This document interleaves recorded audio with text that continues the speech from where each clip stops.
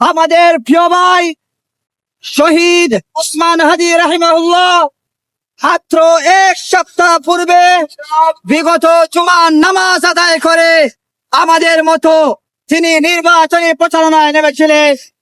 কিন্তু আমরা দেখেছি একটি বাহিনী দেশের বিরুদ্ধে অবস্থান নিয়ে দেশপ্রেমিক স্বাধীনতা সার্বভৌমত্ব রক্ষার প্রতীক সেই শহীদ ওসমান হাদিকে গুলি করে তাকে আহত করেছিল।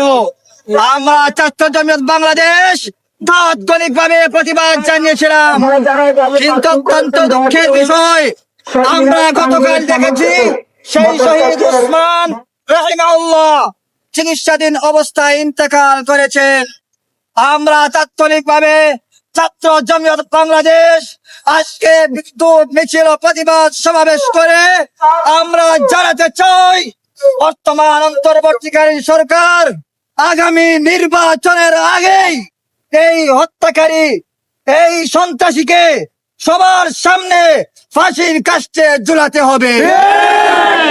আমরা পরিষ্কার বলতে চাই, এই লাশকে নিয়ে যারা রাজনীতি করবে, এই লাশকে সামনে রেখে যারা নির্বাচন বানচাল করার জন্য দেশে বিশৃঙ্খলা তৈরি করার জন্য অপতৎপরতা চেষ্টা চালাবে, আমরা তাদেরকেও প্রতিহত করতে হবে। আমরা এই দেশের স্বাধীনতা সার্বভৌমত্ব রক্ষা করতে চাই, তেমনি ভাবে দেশে শৃঙ্খলা বজায় রাখতে ঐক্যবদ্ধ।